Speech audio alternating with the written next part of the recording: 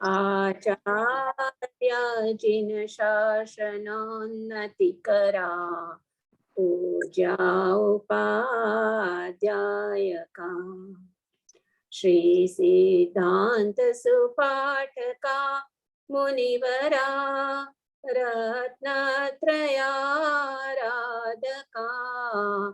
पंचैते परमेष्टिना प्रतिदिनं कुर्वन्तु वो मंगलम्।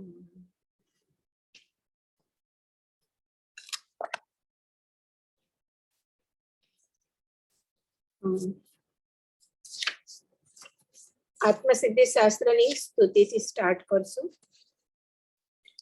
पतित जन पावनी सुरसरिता समी अधम उतारिणी आत्मसिद्धि जन्म जन्मांतरो जानता जोगिए आत्म अनुभव वडे आज दीदी भक्त भगीरथ समा भाग्यशाली महा भव्य सौभाग्यनी विनती थी चारुतर भूमिना नगर नडियादमा पूर्ण कृपा प्रभु करीती। तो આપણે પવિત્ર શ્રી આત્મસિદ્ધિ શાસ્ત્રના માં જે આત્માના સિદ્ધિ માટે જે સમ્યક દર્શનના સર્વોત્કૃષ્ટ નિવાસ સ્થાન રૂપ જે 6 પદ છે, કયા આત્મા છે, આત્મા નિત્ય છે, એ કર્મનો કર્તા છે, કર્મનો ભોગતા છે, મોક્ષ છે અને મોક્ષનો ઉપાય છે. આ 6 પદનું જે વિવેચન કર્યું છે શ્રીમદ રાજચંદ્રજીએ, તો એમાંથી આપણે જે પહેલા 5 પદ છે એ 5 પદની સિદ્ધિ આપણે એનું વિવેચન જોયું. અને એ કેવી રીતે અહીંયા કરેલું છે તો ગુરુ અને શિષ્યના સંવાદથી. શિષ્ય પોતા એ આ જે 5 પદ છે એના વિશે પોતાની શંકા રજૂ કરે છે ગુરુ પાસે, અને ગુરુ અત્યંત લોજિકલી સરળતાથી એનું સમાધાન શિષ્યને કરે છે. અને પહેલા એવી રીતે ફર્સ્ટ 4 પદ આપણે પહેલા એની સિદ્ધિ જોઈ, અને ગયા વખતે એના આગલા વખતે આપણે મોક્ષ 5મું પદ છે કે મોક્ષ પદ છે તે એના સંબંધી શ્રી ગુરુએ શિષ્યનું સમાધાન કર્યું. એની જે પણ શંકાઓ હતી એ કેવી રીતે અયથાર્થ છે એ બતાવી અને મોક્ષ પદ સંબંધી શિષ્યને સમાધાન કરાવ્યું. તો એનાથી શું થયું, શિષ્યને હવે મોક્ષ પદની દ્રઢ પ્રતીતિ થાય છે. તો મોક્ષ પદનો એને યથાર્થ નિર્ણય થયા પછી હવે એને અંતરમાં એ મોક્ષ પદ પ્રાપ્ત કરવાનો ઉપાય જાણવાની ઈચ્છા જાગે છે. કારણ હવે એને મોક્ષનું યથાર્થ સ્વરૂપ સમજાયું છે, એટલે એને થાય છે કે હવે મને પણ એ મોક્ષ પ્રાપ્ત કરવો છે. એટલે એને આ મોક્ષ પ્રાપ્ત કરવો હોય, કોઈ ચીજ પ્રાપ્ત કરવી હોય તો એનો ઉપાય જાણવું પડે. તો હવે મોક્ષ પદ વિશે તો શિષ્યને પ્રતીતિ થઈ ગઈ છે, શ્રદ્ધા થઈ ગઈ છે. તો હવે એને મોક્ષનો ઉપાય જાણવાનું એને ઈચ્છા થાય છે. કારણ બેઝિકલી એ આ સંસાર ચક્રમાંથી એને છૂટવાની ઈચ્છા છે. કારણ એને વિવિધ ગતિઓમાં અનંત દુઃખ એને સહન કર્યા છે. તો હવે એનાથી એને નિવર્તવાની ઈચ્છા છે, મોક્ષ પદ પ્રાપ્ત કરવાની ઈચ્છા છે. એટલે એ ઉત્સાહથી એ આ મોક્ષનો ઉપાય જાણવા માટે ઈચ્છે છે કે કેવી રીતે થાય એ મોક્ષનો ઉપાય એને જાણવો છે. તો હવે આ 6મું પદ છે કે મોક્ષનો ઉપાય છે. આ સૌથી મહત્વનું પદ છે. એટલે અહીંયા શ્રીમદજીએ એના માટે ટોટલ 27 ગાથાઓની રચના કરી છે. ગાથા નંબર 92 to 118. એમાં પહેલી 5 ગાથાઓ છે એ મોક્ષ પદના ઉપાય વિશે, એને ઉપાય જાણવું છે, પણ તો પણ શિષ્યને એના વિશે શંકા તો છે જ. એટલે પહેલી જે 5 ગાથાઓ છે એ શિષ્યની શંકા નિમિત્તે રજૂ કરી છે અને પછીની 22 ગાથાઓ આ મોક્ષ પદના ઉપાય માટે શ્રીમદજીએ અહીંયા મૂકી છે કે કેવી રીતે શ્રી ગુરુ એનું સમાધાન કરે છે એ બતાવ્યું છે. તો 90 આપણે લાસ્ટ ટાઈમ 92, 93 અને 94 આ 3 ગાથાઓ જે છે કે જેમાં એની 3 અલગ અલગ દલીલો છે કે મોક્ષના ઉપાય સંબંધી એની જે શંકાઓ છે એ એમણે રજૂ કરી છે. તો આ આપણે 92, 93 અને 94 આ 3 ગાથામાં એનું શંકાઓ આપણે જોયેલી. તો કઈ કઈ શંકા એની રજૂઆત કરી છે? તો પ્રથમ તો 92 ગાથામાં એને એમ થાય છે કે ચલો મોક્ષપદ પૂર્ણ શુદ્ધ આત્મ સ્વરૂપ મોક્ષપદ છે, પણ એ કેવી રીતે પ્રાપ્ત થાય કે સર્વ કર્મ રહિત અવસ્થા થાય તો એ પ્રાપ્ત થાય.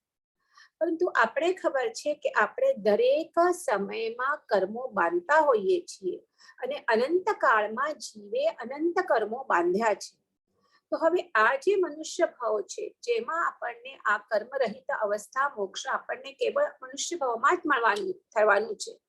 તો એ મનુષ્ય ભાવ બીજા ગતિઓના કમ્પેરિઝનમાં ઘણું અલ્પ છે અને કર્મો તો અનંત છે. અનંત ખાલી આ ભાવમાં જે આપણે કર્મ બાંધ્યા છે એનાથી છુટકારો નથી મેળવવાનો, પણ અનંત ભાવમાં જે કર્મો બાંધ્યા છે એનાથી આપણે ટોટલ ક્ષય કરવો હોય તો એક નાના એવા મનુષ્ય ભાવમાં કેવી રીતે પોસિબલ છે, એટલે કેવી રીતે મોક્ષનો ઉપાય થશે? તો એ આ શિષ્યની પ્રથમ દલીલ હતી જે આપણે 92 ગાથામાં એનું વિસ્તારથી જોયું. પછી 93 ગાથામાં એ બીજી દલીલ રજૂ કરે છે કે ચલો આપણે જોઈએ કે પૂર્વે બાંધેલા અનંત કર્મોને તોડવા માટે આ અલ્પ આયુષ્ય વાળો જે મનુષ્ય ભાવ ટૂંકો પડે એ દલીલને આપણે સાઈડમાં રાખીએ કે ચલો થઈ પણ શકે. તમે કહો છો તો આપણે કર્મો મનુષ્ય ભાવમાં આપણે એનો ક્ષય કરી શકીએ, પરંતુ જેવી રીતે મોક્ષના ઉપાયની પ્રરૂપણા કરી છે તો ઘણા બધા દર્શન છે આ વિશ્વમાં અને દરેક દર્શને પોતપોતાની રીતે પ્રરૂપણા કરી છે. તો એમાંથી કયો મત સાચો એના વિશે મને કન્ફ્યુઝન છે. એટલે મને મોક્ષનો સર્વમાન્ય એવો ઉપાય હોય એવી મને એના માટે મને શંકા જાગે છે. તો આ શિષ્યની 93 ગાથામાં આપણે બીજી દલીલ જોઈ. પછી 94 ગાથામાં એ ત્રીજી દલીલ કરી છે. એ શું કહે છે કે ચલો આ એક તો એને અલગ અલગ દર્શન વિશેની શંકા થાય છે કે ઘણા બધા અલગ અલગ દર્શન છે તો એમાંથી કયું દર્શન સાચું? એવી જ રીતે એ કહે છે કે જગતમાં અલગ અલગ જાતિ છે અને અલગ અલગ આ મોક્ષ માર્ગ મેળવવા માટે અલગ અલગ વેશ પણ છે. કે જેમ કે આપણે જોઈએ કે જાતિ એટલે કે બ્રાહ્મણ, ક્ષત્રિય, વૈશ્ય અને શૂદ્ર અથવા તો પુરુષ અને સ્ત્રી. તો એમાં કઈ જાતિમાં મોક્ષ મેળવવા માટે યોગ્ય છે તો એના વિશે પણ મતાંતર છે. એવી જ રીતે કયા વેશમાં મોક્ષ મેળવી શકે, જેમ કે ગૃહસ્થ વેશમાં મેળવી શકાય, સાધુ વેશમાં જ મેળવી શકાય કે બંને વેશમાં મેળવી શકાય, કે સાધુ વેશ હોય તો સાધુ વેશમાં પણ કેટલા બધા મતાંતર છે. તો એ બધું આપણે ડિટેલ 95 ગાથામાં જોયેલું લાસ્ટ ટાઈમ. એટલે શિષ્યને શંકા થાય છે કે જ્યાં આટલું બધું મતાંતર પ્રવર્તતું હોય તો એમાં મને સાચો મોક્ષનો માર્ગ કયો છે કેવી રીતે મને ખબર પડે? કારણ એક તો મનુષ્ય ભાવ અલ્પ આયુષ્ય વાળો છે અને એમાં પણ આટલા મતાંતર હોવાથી કેવી રીતે મોક્ષનો ઉપાય થાય એટલે એને નિર્ણય થઈ શકતો નથી.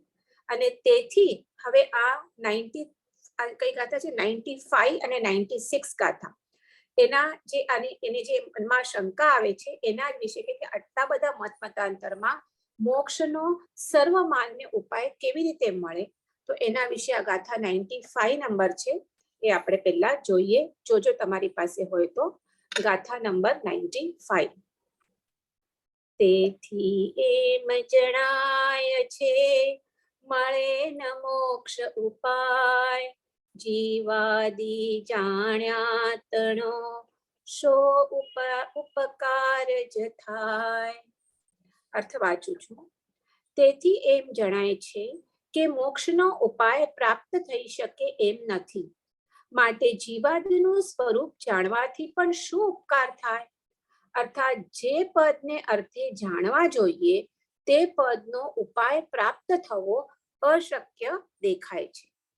એટલે કે આ જે શિષ્ય જિજ્ઞાસુ છે, એટલે કે એને ઈચ્છા છે જાણવાની મોક્ષનો ઉપાય, પરંતુ એ જે એણે જે શ્રી ગુરુને જે આ 3 દલીલો કરી છે ગાથા નંબર 92, 93 અને 94 માં, એના ઉપર વિચાર કરતા એને લાગે છે કે મોક્ષનો કોઈ અવિરોધ ઉપાય નથી. અવિરોધ એટલે સર્વને માન્ય હોય એવો.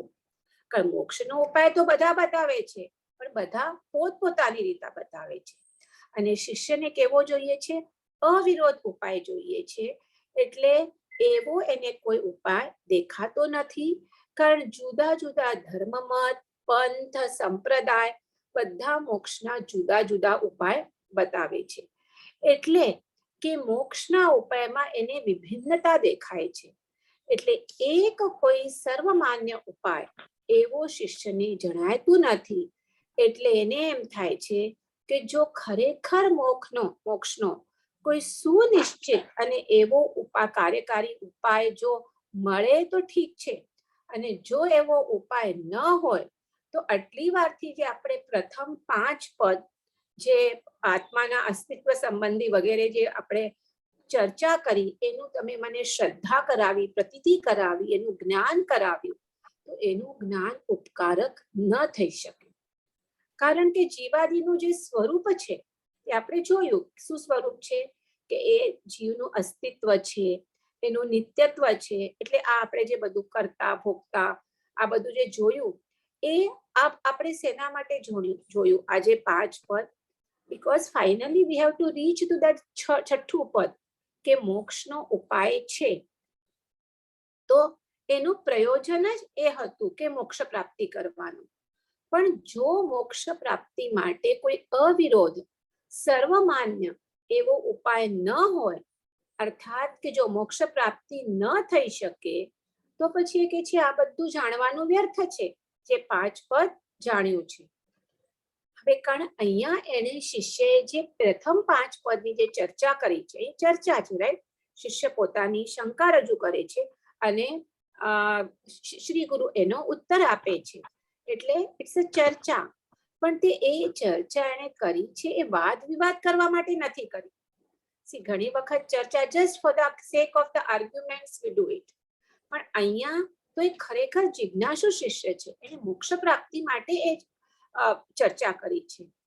એટલે એને એમ થાય છે કે જો ખરેખર જો આ મોક્ષ છે એનું શું સ્વરૂપ છે? પૂર્ણ શુદ્ધ આત્માનું સ્વરૂપ.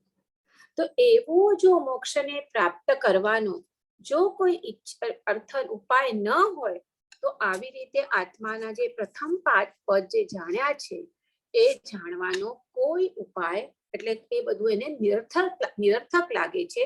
એનો અર્થ કોઈ લાગતું નથી. એ એની મૂંઝવણ છે. ઓફકોર્સ શ્રી ગુરુ એનું સમાધાન તો કરશે જ. તો આ મૂંઝવણ છે જે હવે આપણે થોડું વધારે ડિટેલમાં એની મૂંઝવણને સમજીએ. તો આપણે જોયું તો અનંત કાળમાં આપણે આ મનુષ્યપણું મળવું અતિ કઠિન છે. જે આપણે દર વખતે ખાલી જૈન ધર્મમાં જ નહીં, પણ હિન્દુ ધર્મમાં, બધા ધર્મમાં કીધેલું છે કે આ 4 ગતિમાં આ મનુષ્યપણું પ્રાપ્ત કરવું અત્યંત દુર્લભ છે. અને આ જે સાધના કરવાની છે મોક્ષ પ્રાપ્તિની, એ આ મનુષ્ય ગતિમાં જ થઈ શકે છે. તો આ મનુષ્યપણું અત્યંત દુર્લભ છે. અને એમાં પણ જો મનુષ્યપણું પ્રાપ્ત પણ થયું, પણ આપણે એમાં આર્યખંડમાં સુસંસ્કારી શ્રાવક કુળમાં જન્મ લેવો એ એનાથી પણ દુર્લભ છે. કારણ મનુષ્યપણે પ્રાપ્ત થયું અને કોઈ અનાર્ય દેશમાં ઉત્પન્ન થયા કે જ્યાં તમે નોનવેજ ખાવું, ડ્રિંક્સ લેવું વગેરે એ સહજપણે તમારા આચારમાં છે, તો ત્યાંથી તો તમે મોક્ષ પ્રાપ્ત કરવું શક્ય જ નથી. એના માટે શું જોઈએ? આર્યખંડમાં જન્મ, શ્રાવકપણામાં જન્મ એ જરૂરી છે. તો એ મનુષ્યપણું પ્રાપ્ત કરવા કરતા પણ એનાથી વધારે દુર્લભ છે.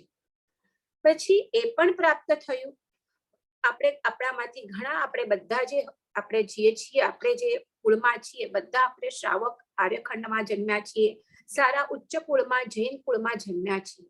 પણ એ છતાં આપણામાંથી આજે કેટલાને જ્ઞાનીના વચનોનું શ્રવણમાં કરવું એમના માટે સુલભ છે અને રુચિ છે.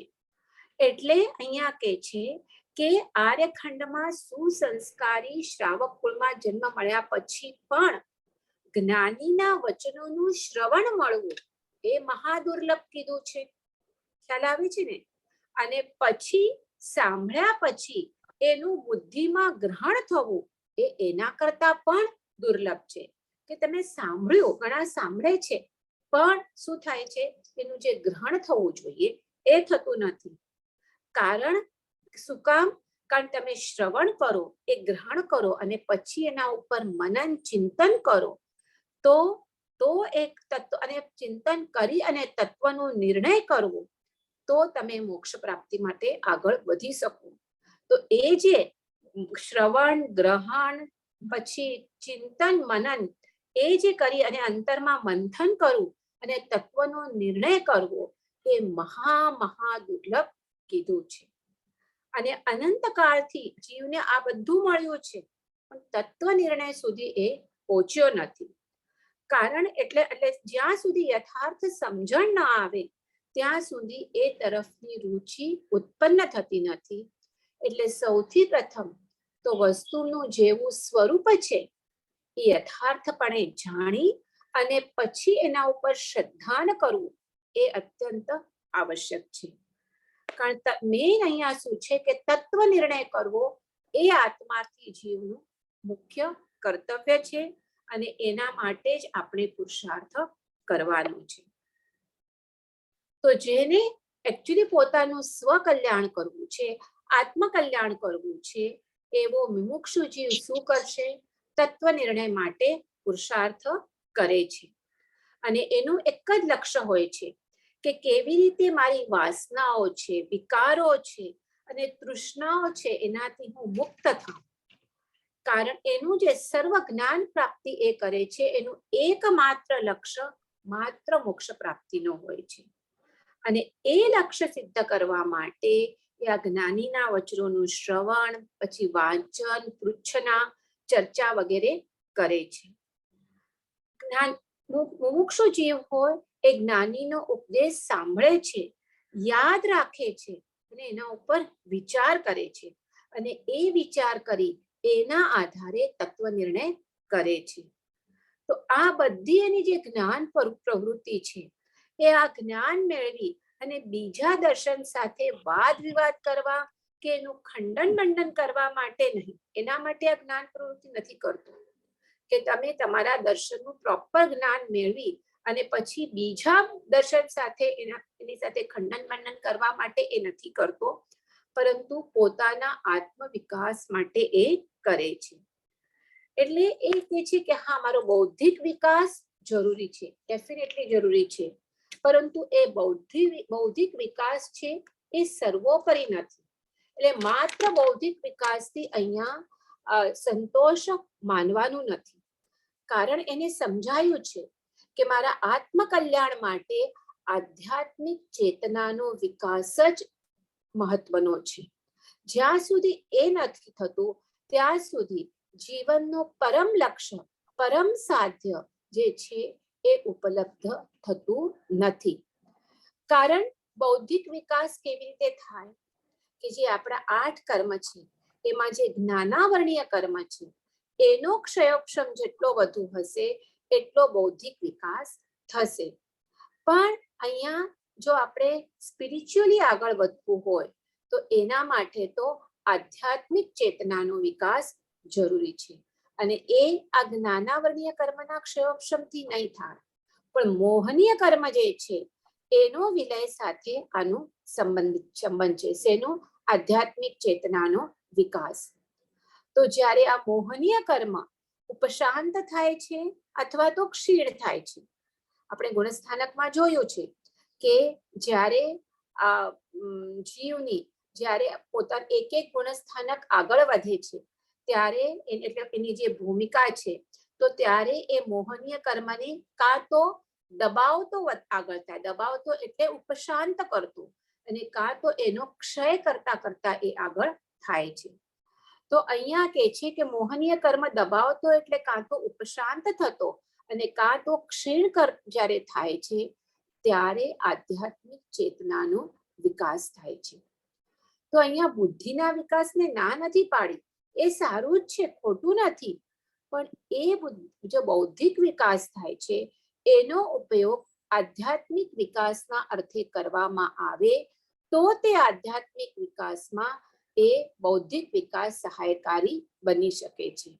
પરંતુ માત્ર બૌદ્ધિક વિકાસને જ આપણે માનીએ કે હું તો MA થયો, PhD થયો, પંડિત થયો એટલે બૌદ્ધિક વિકાસ તો મારો ઘણો થયો છે, તો એને સર્વોપરી માનવું એ અહીંયા આત્મકલ્યાણ માટે એ ઉપયુક્ત નથી. એટલે જીવમાં પાત્રતા ઇઝ વેરી ઇમ્પોર્ટન્ટ, યોગ્યતા, અને એ ક્યારે પ્રગટે કે જ્યારે જીવનો આધ્યાત્મિક વિકાસ થાય છે.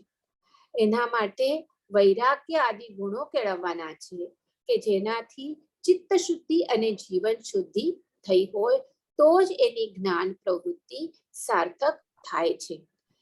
એટલે જ શ્રીમદજી એક ઠેકાણે કહે છે કે સાચી વિદ્વત્તા તે છે કે જે આત્માર્થે હોય, જેથી આત્માર્થ સરે, આત્મતત્વ સમજાય અને પમાય.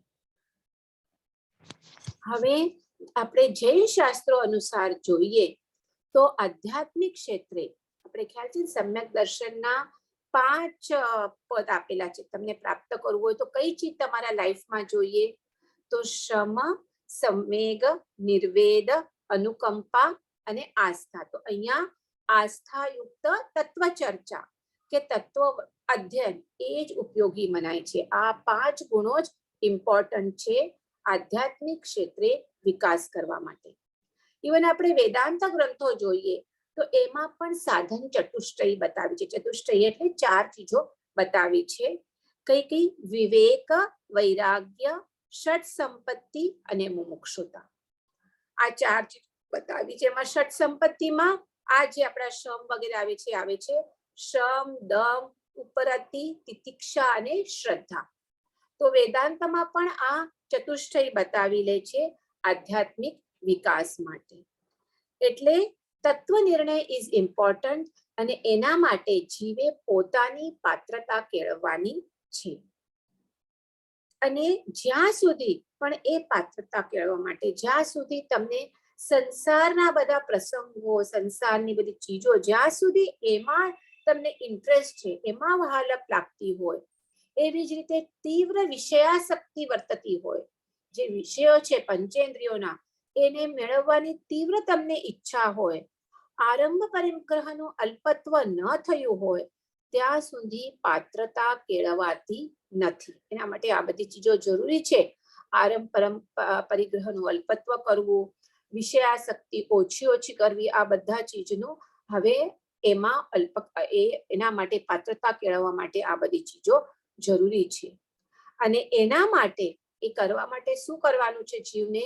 તો હવે દ્રઢપણે અને પ્રમાદ રહિતપણે, બરાબર, હવે પ્રમાદ શું કરવાનું છે? નિરંતર વૈરાગ્ય અને ઉપશમ વધારવાનો પુરુષાર્થ કરવાનો છે. કારણ એક વખત પહેલા ભૂમિકા આપણે જોઈએ કે મકાન ચણવું હોય તો પહેલા એનો પાયો મજબૂત કરવો જોઈએ, પાયો ચણવાનો છે. તો અહીંયા પણ આત્મવિકાસના આપણે ભૂમિકા પંથે ચાલવું હોય તો પ્રથમ નીચે ભૂમિકા શું જોઈએ? વૈરાગ્ય અને ઉપશમની ભૂમિકા આવ્યા પછી જ યથાર્થ પરિણમન શક્ય બને છે. કારણ ઘણી વખત તમે આત્મલક્ષ્યની શાસ્ત્રની જાણકારી તો તમને ઘણી મળી ગઈ છે, પણ આત્મલક્ષ્ય વિનાની જો એ જાણકારી હોય અને એને જ જ્ઞાન માની લેવામાં આવે છે, પણ એ તો કેવળ શબ્દો છે. એ તમે જ્ઞાન માનો છો એ કેવળ શબ્દો છે. અને કારણ એ જે શાસ્ત્ર છે, જે શાસ્ત્રના તમે શાસ્ત્રની જાણકારી મેળવી છે, પણ એ શાસ્ત્રો શેના માટે છે? એ તો તમને સત્ય તરફ લઈ જવાનો ઈશારો કરે છે કે આ માર્ગે તમને ચાલવાનું છે. એટલે એ શાસ્ત્રનો ઈશારો પકડી પછી પોતામાં રહેલું જે તત્વ છે, સત્ય છે, એ જાણે તો એ શાસ્ત્રનું અધ્યયન સાર્થક છે. પણ સત્યને જાણવાના બદલે માત્ર શાસ્ત્ર અભ્યાસ કરી એનો પ્રયત્ન કરી અને સંતોષ માની લેવામાં આવે કે મેં તો આટલા બધા શાસ્ત્રો ભણ્યા છે, તો એનાથી આત્મજ્ઞાન મળતું નથી. કારણ શાસ્ત્રમાં શું મળે છે? તમને આત્મજ્ઞાન કરવા માટે પ્રેરણા મળે છે અને એ માર્ગ તમને મળવાનો છે. પણ એ માર્ગ ઉપર પછી ચાલશો તમે, પુરુષાર્થ તો આપણે જ કરવાનો છે. શાસ્ત્ર તો ખાલી તમને એ માર્ગ ચીંધવાના છે. એટલે શું થાય છે? જીવ શાસ્ત્રો વાંચે છે, પ્રવચનો સાંભળે છે, એનું અધ્યયન કરે છે, પણ જે આ પુરુષાર્થ કરવો છે સત્ય તરફ જવાનો, એ ત્યાં અટકી જાય છે. જ્યારે જેને સાચું જ્ઞાન પ્રાપ્ત કરવું છે, સમ્યક જ્ઞાન સમ્યક દર્શનની પ્રાપ્તિ કરવું છે, એ તો ધૈર્યથી સ્વની શોધ કરે છે, અંતરમાં ઊંડો ઉતરે છે. એટલે આ ગાથા આપણે જોઈએ તો એના ઉપરથી ખ્યાલ આવે છે કે શિષ્યમાં આવું આત્માર્થીપણું છે. એને પોતાનું સ્વને શોધવું છે, એને સત્યની શોધ કરવી છે. એટલે એ સ્વ અનુભૂતિની અદમ્ય ઈચ્છા એ ધરાવે છે. અને માત્ર તત્વનું જે બૌદ્ધિક એને સમાધાન મળ્યું છે 5 પદનું, એનાથી એને સંતોષ નથી. એટલે કારણ એ જે શ્રી કૃષ્ણ સાથે ચર્ચા કરે છે, એ ચર્ચા પાછળ માત્ર વાદ વિવાદ કે કોઈ મતનું ખંડન મંડન કરવા માટે ચર્ચા નથી કરતો, પણ એનાથી એને આંતરિક લાભ મેળવવો છે. એનું અંતિમ લક્ષ્ય તો શું છે? મોક્ષ પ્રાપ્તિનો જ છે. કારણ એ સમજે છે કે આ મોક્ષનો જો આપણે ઉપાય ના જાણ્યું તો માત્ર આ 5 પદનું હું જ્ઞાન મેળવી અને એમાં સંતુષ્ટ થઈશ તો એમાં મને લાભ નથી. એટલે એ જે શ્રી ગુરુએ આટલો ટાઈમ એને બધું સમાધાન, ન્યાયયુક્ત સમાધાન આપ્યું છે, એનાથી એ જીવનું સ્વરૂપ સારી રીતે સમજો છે. જીવનું અસ્તિત્વ હોવાપણું, જીવનું નિત્ય કાયમ માટે ટકવાપણું. એટલે કોઈ દિવસ આપણે કહીએ દ્રવ્યનું કોઈ દિવસ સંપૂર્ણ નાશ થતો નથી. એટલે એ ત્રણેય કાળમાં દ્રવ્યનું અસ્તિત્વ હોય જ છે. એટલે જીવનું અસ્તિત્વ, એનું નિત્યત્વ, પછી કર્મનું કરવાપણું, કર્મનું ભોગતાપણું તથા કર્મથી સંપૂર્ણપણે મુક્ત થવું, કે જેને આપણે મોક્ષ કહીએ છીએ. આ 5 પદનું એનું હવે સમ્યક સ્વરૂપ એને સરસ રીતે જણાવ્યું છે. એનામાં એને શ્રદ્ધા થઈ છે. પરંતુ જે 6ઠું પદ છે, મોક્ષનો ઉપાય કયો છે, એનો નિર્ણય કરવામાં એને મુશ્કેલી પડે છે. એટલે તે શ્રી ગુરુને વિનંતી કરે છે કે આ કહે છે કે જીવાદિનું એને ઉત્કંઠા છે કે આ જીવાદિનું મને જ્ઞાન મળ્યું છે, એને એ સમાધાન છે, સ્વરૂપ પ્રત્યે પ્રેમ છે, એટલે જ એને મોક્ષની પ્રાપ્તિની અદમ્ય ઈચ્છા થાય છે. જ્યારે જુએ સાંભળે છે મોક્ષનું સ્વરૂપ, એટલે હવે તે ઉત્સાહપૂર્વક એને છે કે મને મોક્ષનું સ્વરૂપ તો મેં જાણ્યું, પણ હવે મને એ મોક્ષના ઉપાય જાણવાની મને ઈચ્છા થાય છે. એટલે હવે એની જે આ ઈચ્છા છે, એટલે એ ઈચ્છા હવે એ 96 ગાથામાં એ શ્રી ગુરુને એનું રિક્વેસ્ટ કરશે કે મોક્ષનો ઉપાય તમે મને સમજાવો. એ આપણને કેટલી તીવ્ર ઉત્કંઠા છે એ આ 96 ગાથામાં આપણને જાણવા મળે છે. એટલે આ 96 ગાથા વાંચું છું, જોજો.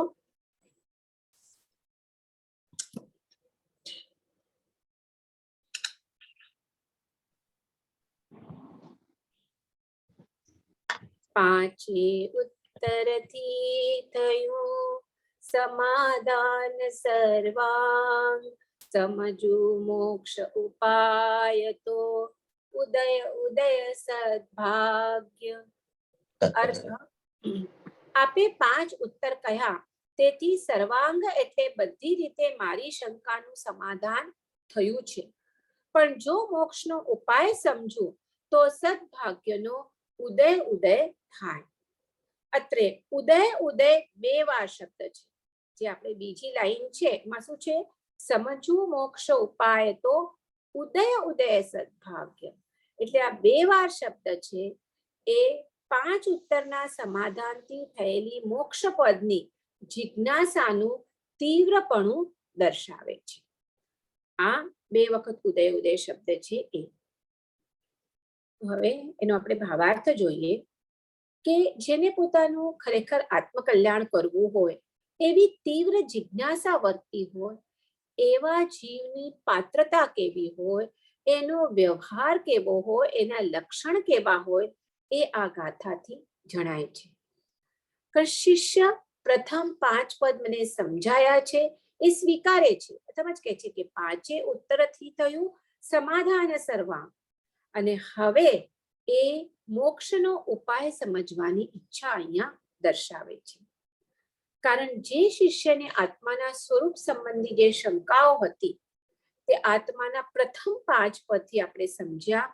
આત્માનું અસ્તિત્વ, નિત્યત્વ, કર્મ કર્તૃત્વ, કર્મ ફળ ભોક્તૃત્વ તથા મોક્ષ, આ 5 તત્વની શંકાઓનું સમાધાન શ્રી ગુરુએ અહીંયા સચોટતાથી કર્યું છે.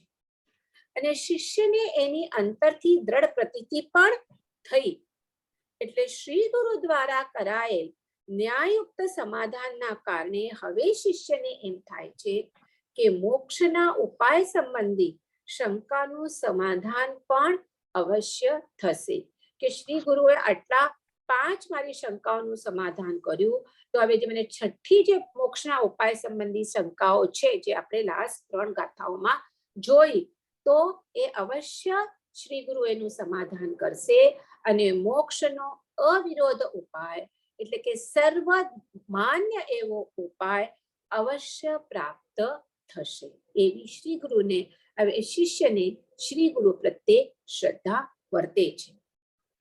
એટલે શિષ્ય ઉત્સાહમાં આવીને કહે છે કે જો હવે આ 5 પદથી તો મને સમાધાન થયું છે, હવે જો મોક્ષનો ઉપાય હું સમજીશ તો મારા સદભાગ્યનો ઉદય થયો છે એમ હું માનીશ.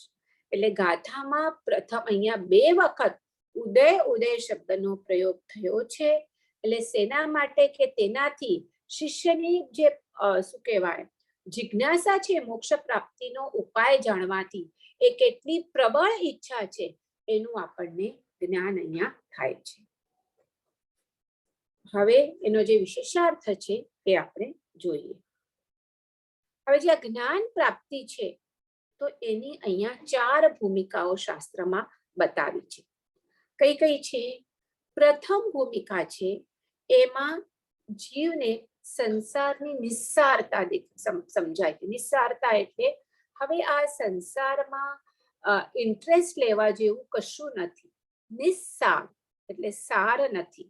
એટલે સંસારમાં નિસ્સારતા અને પોતાની અલ્પજ્ઞતા, કે પોતે કેવો જીવ છે, અલ્પ બુદ્ધિ વાળો, અલ્પ સમજણ વાળો જીવ છે. આ 2 ચીજ હવે શિષ્યને અહીંયા સમજાય છે. એટલે એને સંસારના નાશના ઉપાયોની જાણકારી માટે એ શું કરે છે? સત્શાસ્ત્ર અને શ્રી ગુરુ એટલે કે સદગુરુનું આલંબન લે છે. એટલે આવી રીતે આ જે પ્રથમ ભૂમિકા છે એ કેવી કીધી છે? આગમ પ્રધાન કીધું છે. કારણ એની આગમ દ્વારા આ જ્ઞાન મળે છે.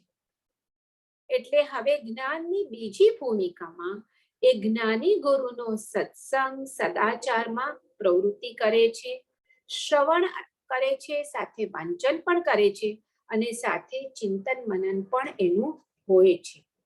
એટલે આ ભૂમિકામાં મુખ્યતાએ વિચારની મુખ્યતા હોય છે. તો આ બીજી ભૂમિકા થઈ જ્ઞાનીની. અને ત્રીજી ભૂમિકા કઈ છે? કે ત્રીજી ભૂમિમાં શ્રવણ છે, મનન છે અને સાથે યોગાભ્યાસ પણ ભળેલો છે. તો અહીંયા શું કરવા? ત્રીજી ભૂમિકામાં શું કરે? જ્ઞાયકનો અભ્યાસ, સ્વરૂપનું અનુસંધાન અને સ્વભાવની જાગૃતિ, આ 3 ચીજ માટે પ્રયોગો કરતા કરતા સમત્વનો વિકાસ થાય છે. કઈ ચીજો? પ્રથમ જ્ઞાયકનો અભ્યાસ.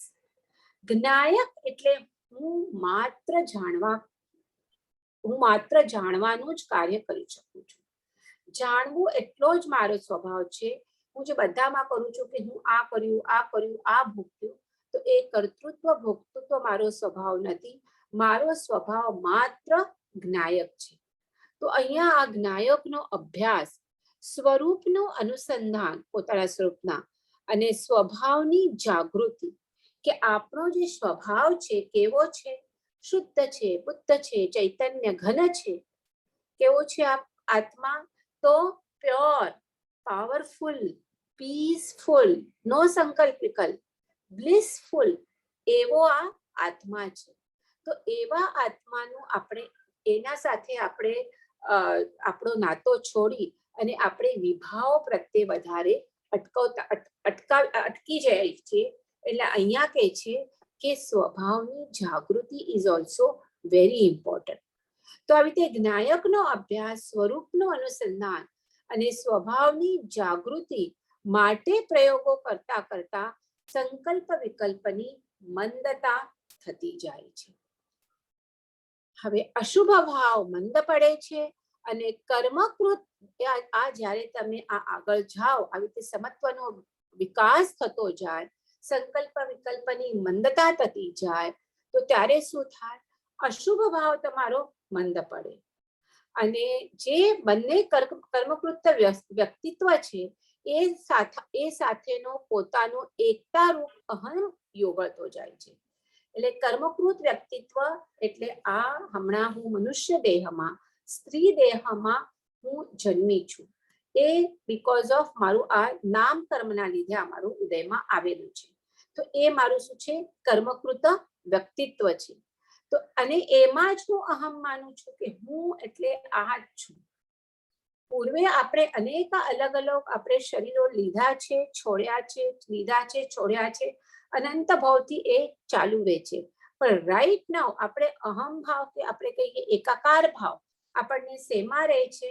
તો અહીંયા એ કહે છે કે આ એકાકાર જે ભાવ આપણો આ દેહમાં જ લીધું છે, દેહાત્મ બુદ્ધિ જે રહી છે, એનાથી પણ આ ઓછું થતું જાય છે, એ મંદ થતું જાય છે. કેવી રીતે? તો આ જ્ઞાયકનો અભ્યાસ, સ્વરૂપનું અનુસંધાન અને સ્વભાવની જાગૃતિ માટે અભ્યાસ કરતા કરતા આ ચીજો થાય છે. એટલે આવી રીતે જ્યારે આમાં આપણે સ્થિર થઈએ તો દેટ ઇઝ સ્વાનુભવ માટેની ભૂમિકા તૈયાર થાય છે અને જીવ અનુભૂતિના દ્વાર સુધી આવી પહોંચે છે.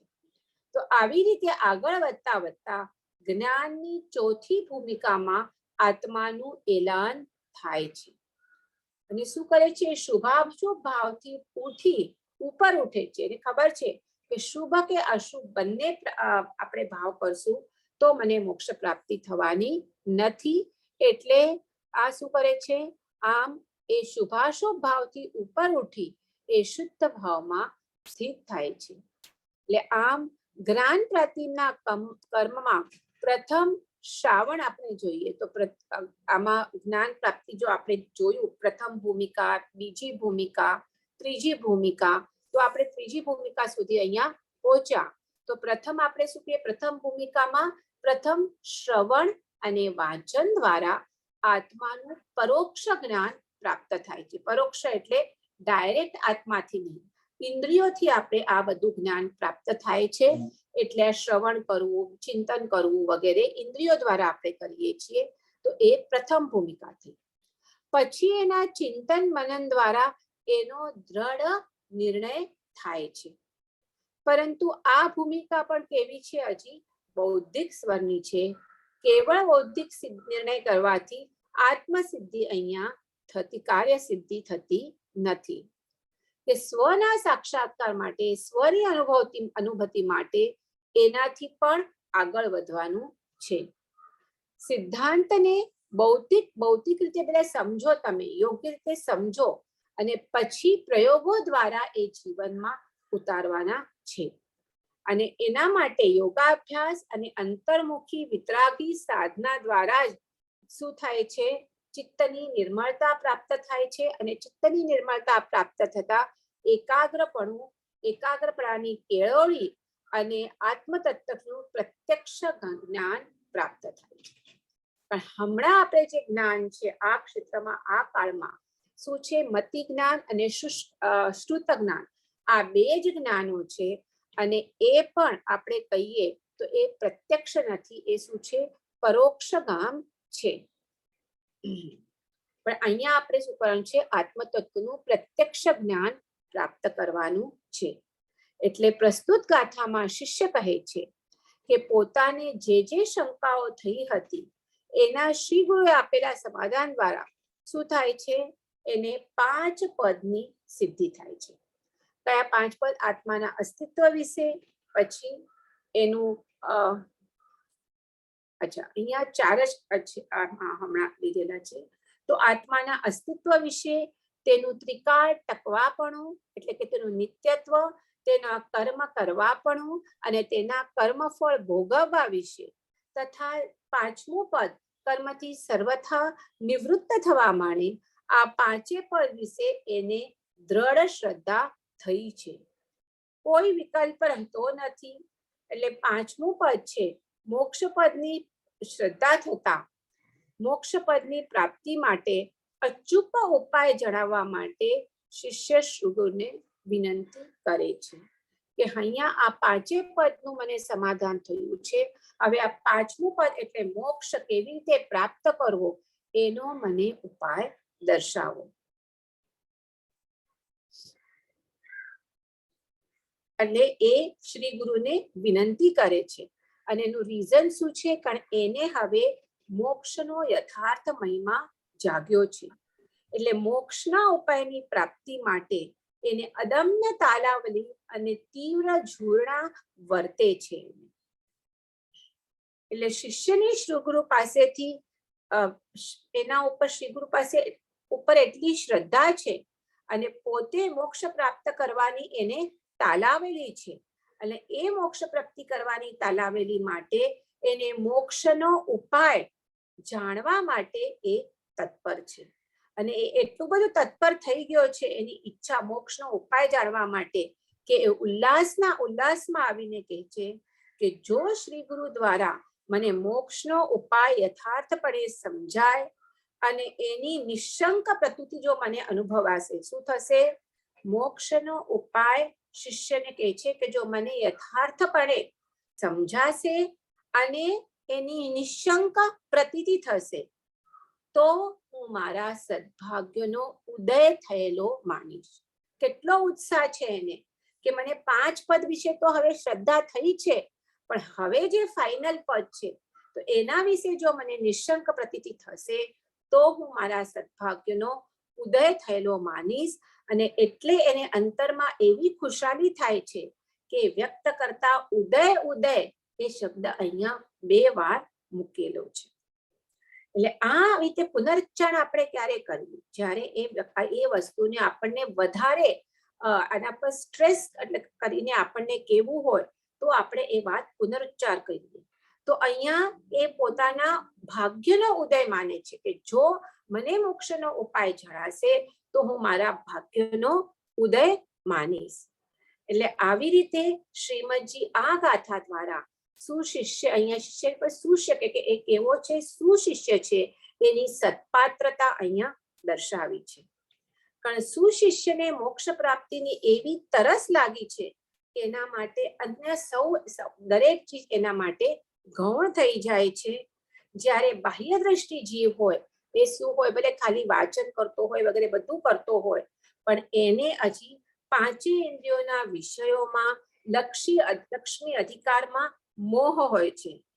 એટલે એને એનું એટલું હજી મોક્ષ પ્રાપ્તિના ઉદયની એટલી તીવ્ર જિજ્ઞાસા નથી હોતી.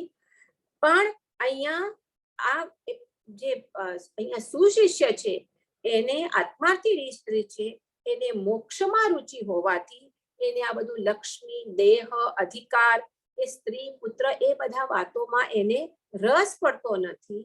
એટલે એને મોક્ષનો ઉપાય સમજવા માટે એ શું કરે છે? વારંવાર શ્રી ગુરુના બોધનું શ્રવણ કરે છે, મનન અને ચિંતન કરે છે.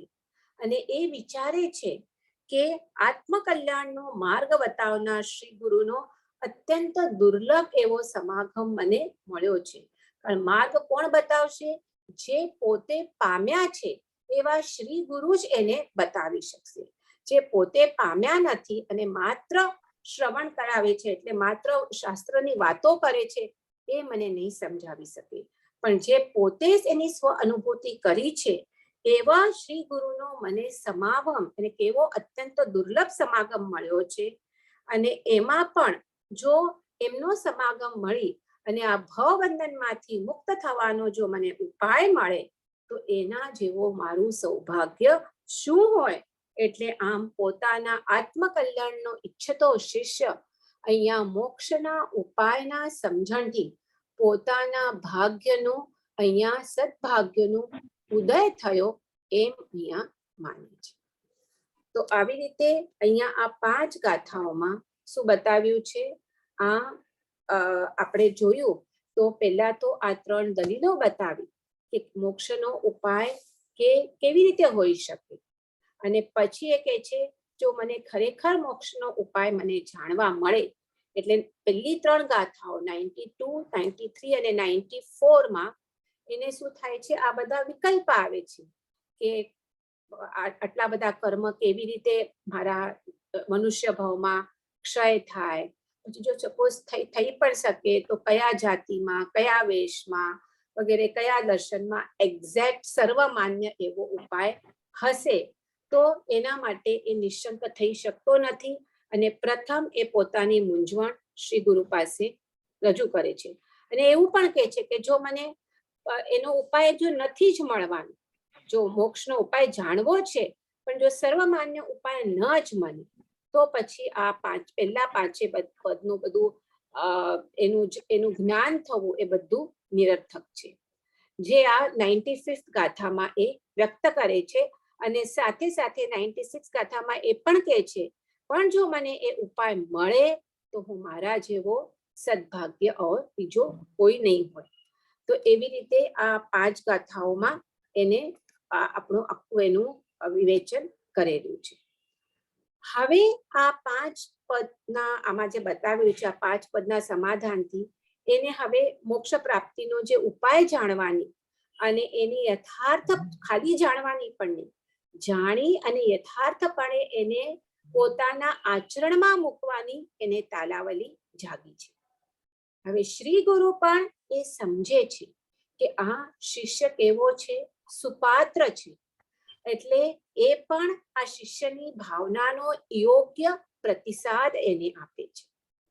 એટલે એ જે કહે છે કે આ 5 પદ જાણ્યા પછી જો કે 6થું પદ ન મને જાણવા મળે તો આ સૌથી એ બધું નિરર્થક છે. આ કોણ કહે છે? શિષ્ય કહે છે. તો હવે શ્રી ગુરુ એને શું કહે છે? સમાધાન એનું કરશે કે ના, એવું નથી. એટલે આપણે તો હવે તો 22 ગાથાઓ છે કે જેમાં આ શ્રી ગુરુ એક પછી એક એવી રીતે મોક્ષનો ઉપાય બતાવશે એ આપણે સમજશું. પણ ખાલી પ્રથમ ગાથામાં કે શું કહે છે? પ્રથમ ગાથામાં એ કહે છે કે હું પેલા ગાથા જ બોલું છું એટલે ખ્યાલ આવશે કે 5 ઉત્તરથી થઈ આત્મા વિશે પ્રતિ થાય મોક્ષોપાયની સહજ પ્રતીત એરી. જે શિષ્યને શંકા છે કે મોક્ષ મને 5 પદ જાણવાનું કઈ અર્થ નહીં હોય જો મોક્ષનો ઉપાય નહીં મળે તો એના સમાધાન માટે એ પહેલા જે ગાથા પહેલી જે 22 ગાથામાંથી એક ગાથા છે એ ગાથા આપણે આજ લઈ અને નેક્સ્ટ ટાઈમથી મોક્ષનો ઉપાય લેશું. તો આ મેં હમણાં 5મી જે ગાથા વાંચી, આ 22 ગાથા નંબર 97 કે 5 ઉત્તરથી થઈ આત્મા વિશે પ્રતીત થાય મોક્ષોપાયની સહજ પ્રતીત એ રીત. શું છે અર્થ? કે 5 ઉત્તરની તારા આત્માના વિશે પ્રતીતિ થઈ છે તો મોક્ષના ઉપાયની પણ એ જ રીતે તને સહજમાં પ્રતીતિ થશે. એટલે અત્રે થશે અને સહજ એ બે અહીંયા જે વર્ડ્સ મૂક્યા છે શ્રીમદજીએ, તો એટલે કે જે તને 5 પદની શંકા નિવૃત્ત થઈ છે એને હવે મોક્ષનો ઉપાય સમજવો પણ કઠિન નથી. જે શિષ્યને થાય છે કે આ 5 પદની સમજણ મળવાની કઈ અર્થ નથી, તો એના માટે કહે છે કે હવે તને એ પણ સહજ રીતે તને મોક્ષનો ઉપાય તું સમજી શકશે, તને આને પરિણમશે. એ હવે અહીંયા એનો અર્થ અહીંયા કીધો છે, એનો જરા આપણે ભાવાર્થ કરી અને પછી આપણે જરા ડિટેલમાં સમજીએ. તો આ શિષ્યનો વિનંતીનો સ્વીકાર કરે છે. એ કહે છે ને આગલા ગાથામાં કે જો મારો સદભાગ્ય માનીશ કે જો મને મોક્ષનો ઉપાય ખબર પડશે. એટલે કહે છે કે જેમ આત્માના 5 પદ વિશે તારી સર્વ શંકા નિવૃત્તિ થઈ ગઈ છે, મેં તને સમાધાન આપ્યું અને તેને સમાધાન થઈ પણ ગયું. તો અને એ પદ થયું એટલે શું? કોઈ મ્યુટ નથી, કોઈ મ્યુટ કરજો. શું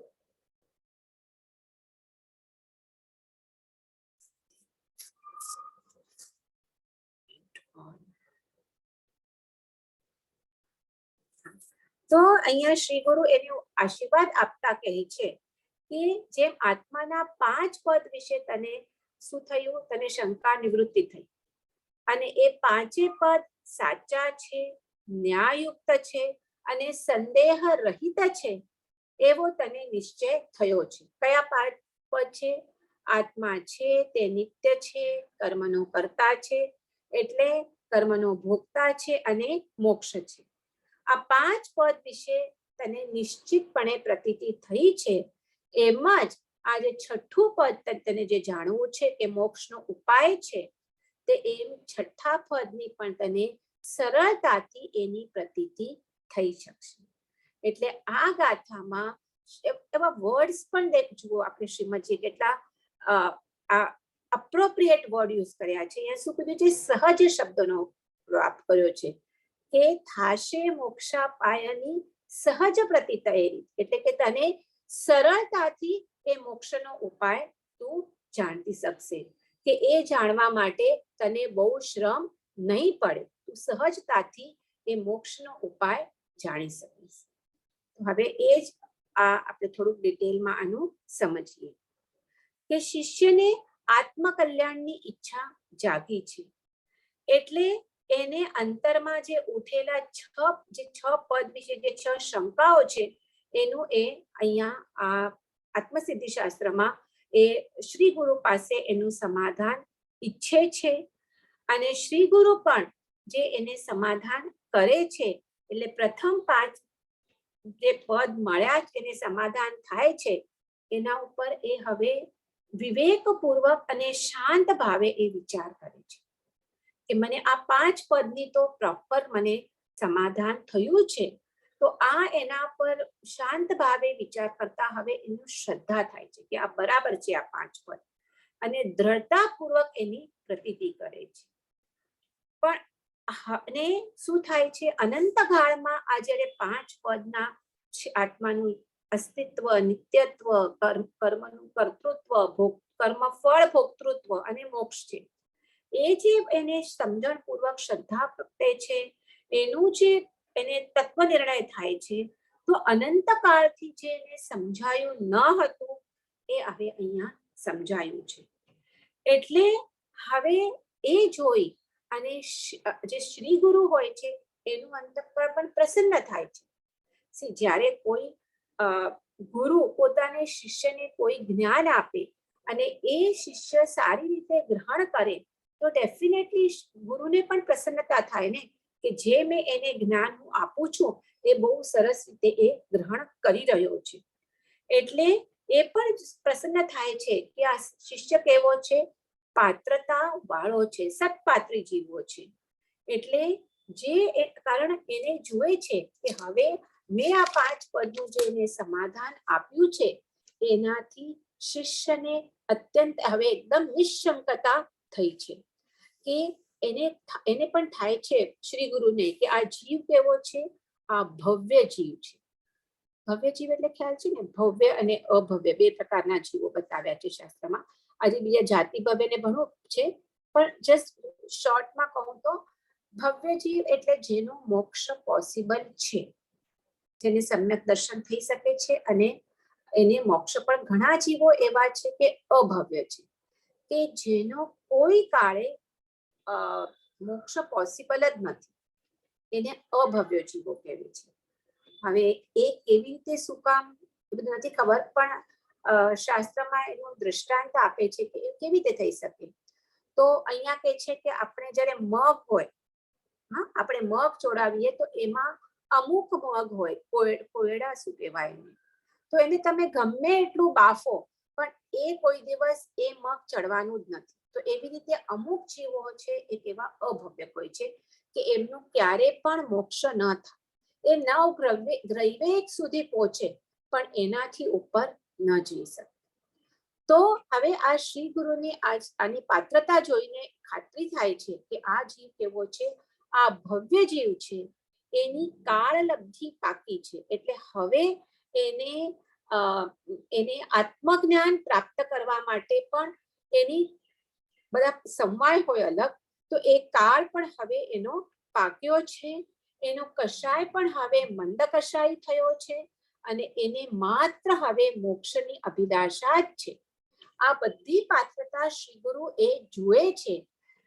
કારણ એ શ્રી ગુરુ જે સમાધાન એને આપે છે એ ધ્યાનપૂર્વક સાંભળે છે અને એનાથી હવે એટલું જ નહીં પણ એના કર્મ પણ હવે શું થયા છે, લઘુતા થઈ છે. એટલે એના કર્મ પણ બંધ થયા છે. એટલે આ બધા સમવાય હવે ભેગા થયા છે. કયા કયા? કે આ જીવ ભવ્ય છે, એની કાળલબ્ધિ પાકી છે, એને માત્ર મોક્ષ અભિલાષી છે. કારણ એ જ લક્ષ્ય એ શ્રી ગુરુનો સમાધાન સાંભળે છે. કોઈ વાદ વિવાદ કરવા માટે નથી સાંભળતો. તેમજ એની કર્મની પણ લઘુતા થઈ છે. એટલે આ બધા સમવાય ભેગા થયા છે. એટલે હવે શિષ્ય એ કહે છે કે તને નિશ્ચિત મોક્ષના ઉપાયની પ્રતીતિ થશે. હું તને સમજાવીશ અને એ તને પ્રતીતિ પણ સરળતાથી થશે. એમાં તને શ્રમ નહીં પડે. કારણ જો શ્રી ગુરુનું જો રુચિપૂર્વક શ્રવણ કરે તો એ શ્રવણથી મોક્ષનો ઉપાય તો પ્રાપ્ત થાય જ, પણ મોક્ષની પ્રાપ્તિ પણ થાય છે. સાક્ષાત મોક્ષ થાય છે. કારણ આપણે અત્યાર સુધી કામ, ભોગ અને બંધનની જ આપણે કથાઓ સાંભળી છે. અને એકવારની અનંત વાર, બરાબર? કેવી રીતે? તમે બધા મૂવીઝ જોતા હશો, રોજ રાતના ટીવી સામે સિરિયલ્સ જોતા હશો, તો એમાં શું છે? કામ, ભોગ અને બંધનની કથા. બીજી શેની કથા હોય? તો એવી કથાઓ તો જીવે આ અનંત વાર સાંભળી છે, પણ આત્માની મોક્ષના યથાર્થ ઉપાયની વાત આપણે ક્યારે પૂર્વે સાંભળી નથી. અને જો સાંભળવા મળી પણ હોય, જ્ઞાનીનું શ્રવણ પણ અનેક વાર કર્યું પણ હોય, છતાં પણ મોક્ષની જે તાલાવેલી હોય એ તાલાવેલી લાગ્યા વિના જો ખાલી શ્રવણ કર્યું હોય તો એને યથાર્થ શ્રવણ કહેવાતું નથી. એ માત્ર શબ્દ જ રહે છે. જે શ્રવણ કર્યા છે તો માત્ર શબ્દ કાને પડે એ શ્રવણ નથી, પણ રુચિપૂર્વક સાંભળવાને અહીંયા યથાર્થ શ્રવણ કહ્યું છે. કે જેણે આ ચૈતન્ય સ્વરૂપ એવો જો આત્મા છે એની વાત જેણે પ્રીતિપૂર્વક પ્રસન્ન ચિત્તથી તથા ઉલ્લાસ ભાવથી સાંભળી છે તો અવશ્ય એ અલ્પકાળમાં મોક્ષ પ્રાપ્તિ કરી શકે છે. પરંતુ રુચિવના ઘણી વખત જ્ઞાની હોય એનું આપણે સત્સમાગમ સાંભળવા પણ જોઈએ, પણ એમાં જે રુચિ ઉલ્લાસ આવવો જોઈએ એ વિના જો શ્રવણ કરે તો ગમે એટલો બોધ પ્રાપ્ત થાય તો પણ એ જીવની દશા બદલાતી નથી. એટલે અહીંયા કહે છે કે જ્યાં સુધી જીવને આ પરિભ્રમણની અનંત કાળથી ચતુર્ગતિમાં સંસારમાં જે પરિભ્રમણ થઈ રહ્યું છે એની જ્યાં સુધી એને વેદના નથી થતી, એટલે કે જ્યાં સુધી નિર્વેદ નથી જાગતો અને મુક્તિની ઝંખના નથી જાગતી, એટલે કે સંવેગ નથી જાગતું. નિર્વેદ અને સંવેગ આ બે જૈન શાસ્ત્રીય પરિભાષાના આ બે શબ્દો છે કે આ સંસારમાંથી ભવચક્રમાંથી જેને મુક્ત થવું છે, જેને આપણે નિર્વેદ કહીએ છીએ, અને હવે મને ગમે ભોગે મુક્ત થઈને મને મોક્ષ પ્રાપ્તિ કરવી જ છે એને આપણે સંવેગ કહીએ છીએ. તો એ ઝંખના જ્યાં સુધી ન જાગે ત્યાં સુધી પ્રાપ્ત થયેલા બોધનું મહાત્મ્ય ભાસતું નથી. કારણ શું છે? કે જીવ અનાદિથી આ અજ્ઞાન રૂપી અંધકારમાં જ અટવાયેલો છે, સંસારના બંધનમાં જ એકરૂપ થયેલો છે, દેહમાં જ આત્મબુદ્ધિ માને છે. તમે જુઓ, આપણે પોતાને જોઈએ, પોતાના આજુબાજુ જોઈએ તો શું થઈએ છીએ આપણે? જે વિષયોમાં કષાયોમાં આપણે એક રૂપ થઈ ગયા છે એમાં જ આપણને રુચિ છે. એટલે એ જો પણ આવા પરિસ્થિતિમાં જે છે તો એ સપોઝ આત્મ સ્વભાવની વાત પણ સાંભળે છે, પણ એનું ભાષણ જે થવું જોઈએ એ ભાષણ થતું નથી. કારણ એના રીઝન આ છે કે એ અજ્ઞાન હજી છે, અજ્ઞાન છે, ને દેહરૂપ આત્મ એટલે દેહને જ પોતે આત્મા માને છે, સંસારમાં જ એને વહાલપ લાગે છે, અને એથી આત્મજ્ઞાનની વાત સાંભળવા છતાં, આત્મ સ્વભાવની વાત સાંભળવા છતાં એનું ભાષણ, એના સ્વરૂપનો અનુભવ એને થતું નથી.